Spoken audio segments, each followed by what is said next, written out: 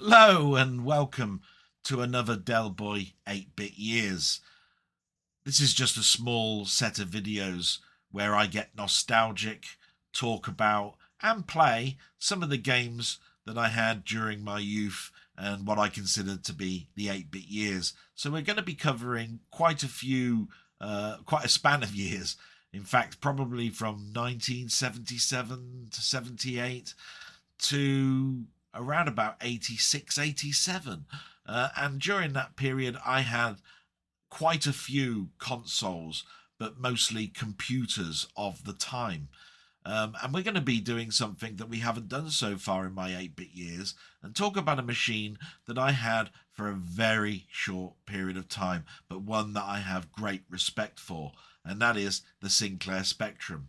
Yes, if you'd ever watched any of my 8-bit videos, you will see that for a largest period of time, I had Commodore machines. But that didn't mean that I didn't have great respect for some of the other computers who are out there. And in fact, I had an awful lot of them owned by me, but I just did not spend a lot of time with them. So the Sinclair Spectrum, I basically came across the Sinclair Spectrum through a friend.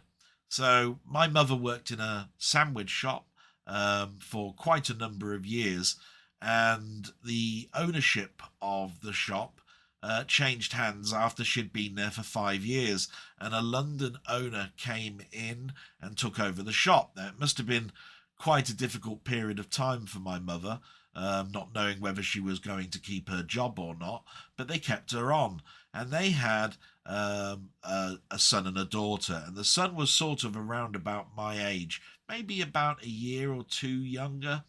And when I got to meet the owners and was introduced to their son, which his name was Joe, um, I was taken to his room where he had his computer set up, and there he had a Sinclair Spectrum.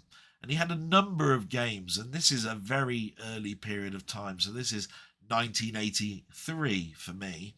And I was still on my VIC 20, but I was saving up for my Commodore 64, which had been released at this time in America, but had only been announced as a later release of the same year, 1983.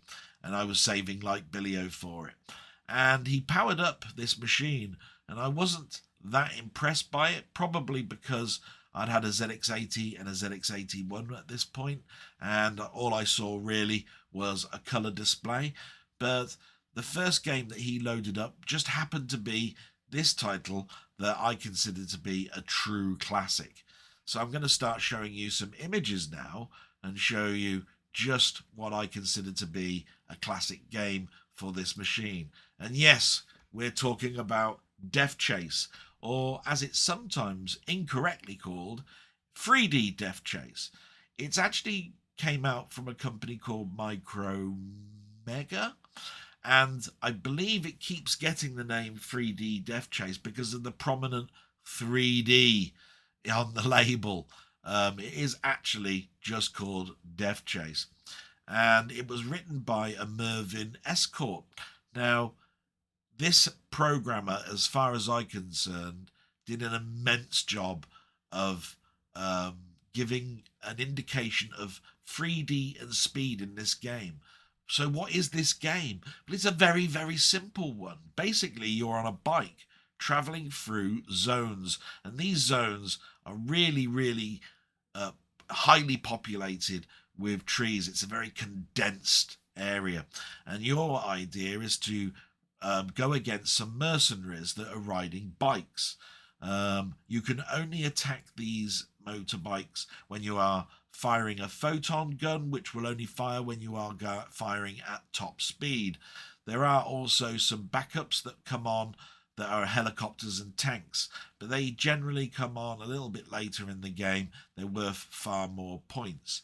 The game also has a day and night cycle. So again, in my early parts of playing this game, I was thinking, my God, this is color, 3D, day and night cycles. There's helicopters and tanks, which I love. The bikes are coming in and out as I get closer to them. There's a radar. My God, what was there not to like about this game? So I'm just going to move you on now to the next image and just show you sort of what it looked like. So it does look a little bit rough when we look at it now. But the one thing that I was highly excited about was that I'd just gone and seen a film called Star Wars Return of the Jedi, and it had a bike scene in it. Now, I knew that this was a bike, but the front of this little sprite that you can see at the bottom there, which is supposed to be the bike, looked like the nose cone of the speeder bike that was in Return of the Jedi.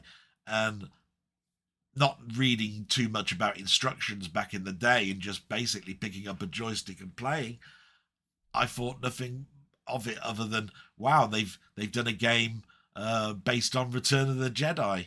How wrong was I? And like I say, it doesn't look particularly interesting right now, but when it moves, what you have to consider here is the year it came out, what was around, and the playability of the game. So I'm just now going to move you on to the next set of images, because this game is really fondly remembered. It never really came out on any other machine. In fact, there was a version that was developed for the TRS-80, which is a homebrew, which I believe didn't come out until the 2000s. And again, all the other versions I've seen of this all tend to be homebrew or trying to be released on a medium that they thought would be fun, such as a more developed PC version or a version that you could play on your phone.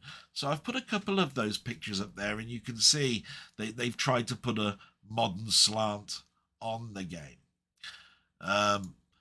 So when it was actually reviewed, it did incredibly well. In fact, this game came out at the same time as a magazine called Crash, which for me doesn't mean too much, but to a lot of people it does, because I was a Commodore person, and later on there was a magazine that came out called Zap 64, and we all know that Zap 64 has a very, very high nostalgia factor with us that played computers.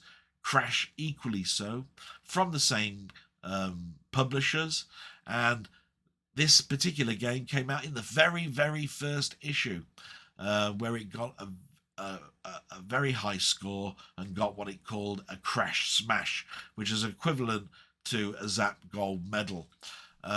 Later on, your Sinclair would do a retrospect of 10 years of Spectrum games, and Deathchase was named the #1.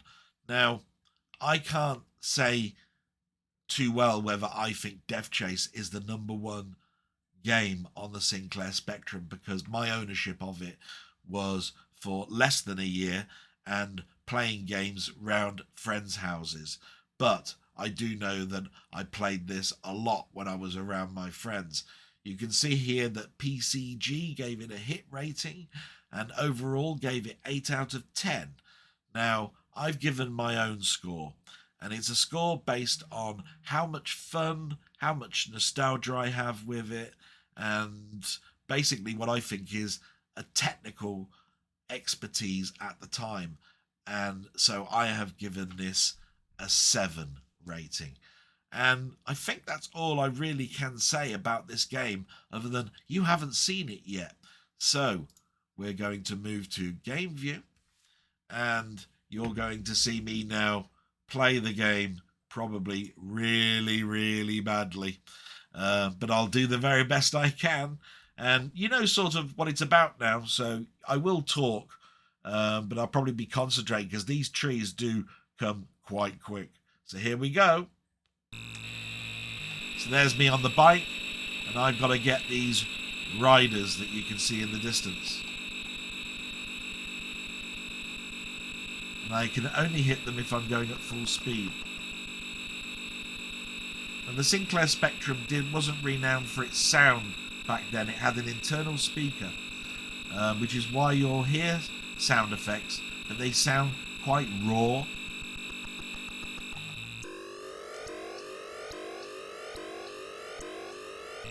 But still, as we move into the night cycle, you can hear there it's still quite a nice sound coming from the machine. I tend to found that when a game is playing a continuous sound like this motorbike noise, that's where the Sinclair Spectrum is let down quite an awful lot. It takes an awful lot of programming to come out with a good sound effect. So we now know that there's a day and a night cycle, and when I hit the 2 bikes of each level, it moves to the next cycle. I believe there are 8 or 9 levels in this game, and with 2 cycles, that's 16 or 18 levels. So we've got quite a few to go through here. What happens is the game will start to ramp up the amount of trees on the screen, and that's where it gets really difficult. I'm going in and out of these trees quite well at the moment, I think, but then again, it's not totally populated with trees yet. It's going to get a lot thicker and more dense with these trees. And the firing mechanism is basically just keep pressing the fire button, and as you turn left it will fire slightly at an angle left and right. You'll see that I was firing left and right slightly as I was banking with the bike. We're going quite well here. Haven't lost a life yet. Sector 3. Who'd have thought? Me. Not losing a life. And there we are. I was just about to lose what I thought then. But there is a range indicator, and you can see it flash when they're in the field of view for me. And you can see now that the trees are starting to get a little bit more dense. Got that one, yes.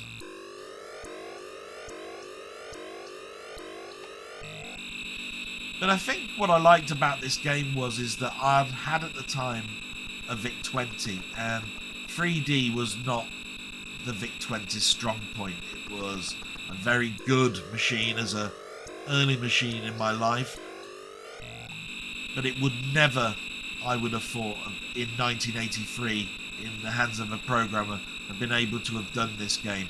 Later on, I do believe the VIC-20 can do something like this. But back then, with the programming powers of the people that were around at the time, this would have been unheard of on a VIC-20. Oh my god, this is going fast now. I don't know about you and your eyes, but I'm trying to get these bikes in sight. Oh. And now we go into night. Oh. And I don't know if you see the similarity that I was talking about with Return of the Jedi. It totally looks like Return of the Jedi to me. Oh, no. Oh, hit a tree. Oh. Oh, I so want to be able to get quite far in this compared to my other videos. Oh. So talking now and trying to find these bikes is becoming very difficult indeed. As you can see, as I move to get that bike into view, the trees are just Let's see if I can get out into some more open space and coax him. Oh, got him. Oh, what are we at now? Sector 5. Well, I'm not doing too badly, I don't think. Saying that, I haven't got that many lives. I'd like to have had more. And as you can see, the helicopters come in and the tanks come in. Oh, I was going to say, they come in very sporadically was what I was trying to get across. And you get a lot of points for those. I believe when you get to the end of the level, it loops round again. But this is what I consider arcade playing back in the day. This was something that you wouldn't naturally see much of as a game, even in the arcades. But the arcade feel, the fear of the feel of wanting to try and get that high score, to just get that one more bike, is just it's just very powerful to me. So I'm just going to go back to camera view now and wrap this up. I've got very fond memories of Deathchase. I was very jealous of people that had it based on the machines that I had at the time. This was written in 16K of memory. So this worked on the very earliest and smallest memory sized version of this particular machine, the Sinclair Spectrum. And so it's a tour de force, really, of what you can do with code back in the day. I consider this to be a classic. I haven't given it the highest of score because from a nostalgic point of view, I never really owned it or played it enough for me to actually say how much longevity I would get out of it. For now, it's definitely a game that if you've got a Sinclair Spectrum, or you're thinking about getting into emulation and wanting to play some games, it definitely has to be in the top 10. And with that, I'd just like to say salute and thank you very much. Bye-bye.